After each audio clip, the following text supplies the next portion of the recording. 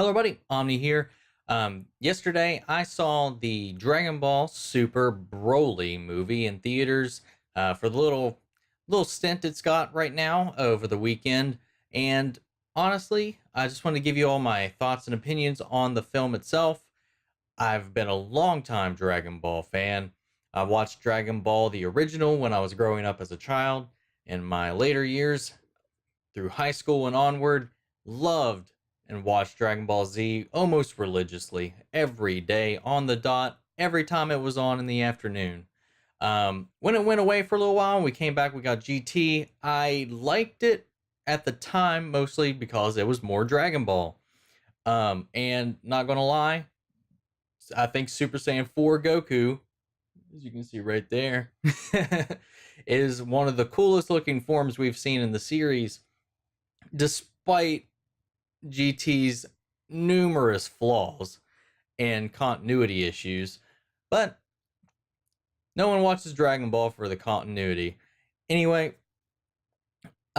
Super comes along years later after a large drought in Dragon Ball content, and for the most part, when we get Battle of Gods, that was such an interesting and exciting revitalization or return to the series.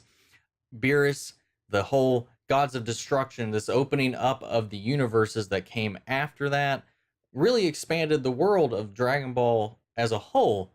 So going into Super, when they were retelling that, of course, those arcs themselves were not that intriguing, mostly due to the fact that we've seen them in the films where they retread through Battle of Gods and they retread through Resurrection of F in the show itself. They do things differently here or there. What's in the show is an adaptation of what's in the manga rather than what's on the film, so it kind of created this disjointed little canon with itself. However, this is the first actual Dragon Ball Super branded film that's been released. Both Resurrection and F and Battle of Gods were still under the Dragon Ball Z banner, and all of those were still non-canon. However, moving forward with this one, going into it, it clearly takes place in the show's timeline. And you could argue the same about the previous movies and stuff like that. And I know they've had introduced Xeno Goku from in Dragon Ball Heroes, I think is what it's called. I've watched that so far, and that's a Goku from an alternate reality or dimension, universe, whatever, who has actually lived through the GT timeline. He's got Super Saiyan 4. He's also fought all of the movie villains, who most of which make an appearance in those short episodes. So it's an acknowledgement of those. But Dragon Ball Super Broly does take place in the Super timeline. They mentioned the Tournament of Power. They're coming right off the heels of that in the beginning. I'm not going to go into any spoilers because it is still in theaters. It is still an opportunity for people and fans to really go and check it out.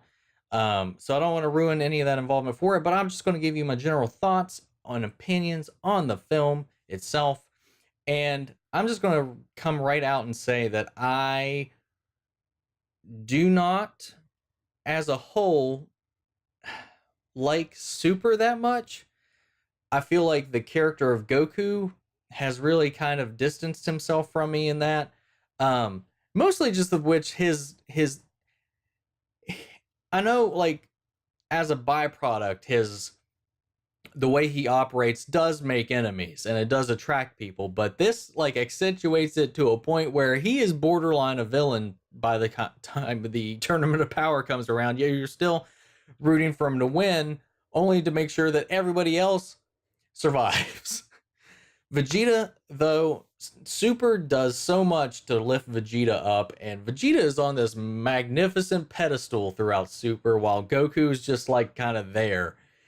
And that's kind of my only issue with it. That too, with how they resolved the Goku Black arc, definitely left a horrible taste in my mouth. That was my favorite arc in this series so far, and just the way they resolved that would just felt like the least Goku like thing they could have possibly done.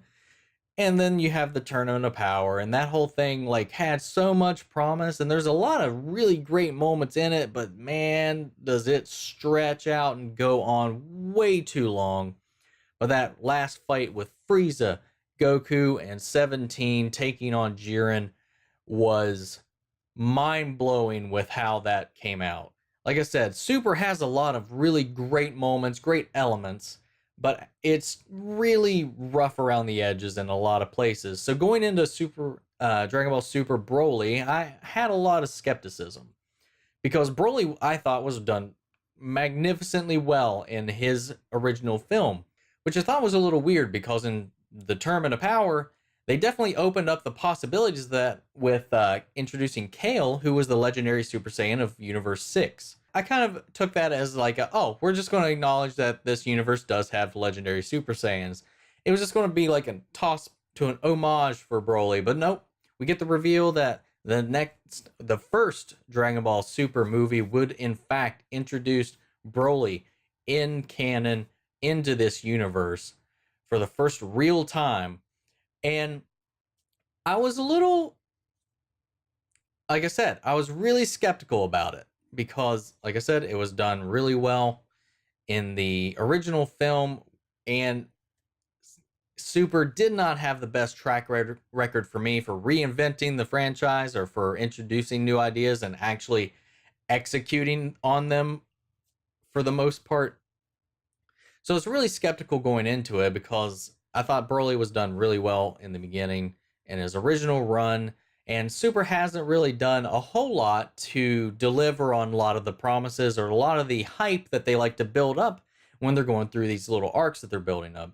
So I was like, are we really going to get a good version of Broly when we really had the best version of Broly? And I'm happy to say that I was surprised by this movie quite a bit. They nailed. This movie is awesome, and it fires off on all cylinders. Man, it has the best action. Goku feels the most Goku that he's felt in a long time. Vegeta still shines. I'm not going to go into the depths of this, but they reintroduce Broly to a fan base that has already been introduced to him before in a different way, and they do it in a really refreshing fashion that really turns him into pretty much a whole new character. He has I would say, a really rich background with what they do. There are a lot of retcons in this for, I know, the past for Planet Vegeta and what happened before the shows has always been in a flux between the different manga runs with the Bardock film and a lot of other things. But this one sets in stone a set of events that take place that lead us up to where and why Broly is the way he is. But it also adds a lot of depth to the character himself. He's not just a mindless killing machine.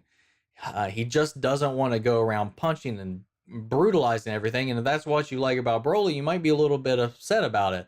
However, when he gets fully powered up, the more power he has to exert, the less his mind is able to maintain control. So then you will get that little bit of that berserker Broly that you miss or that we know and love.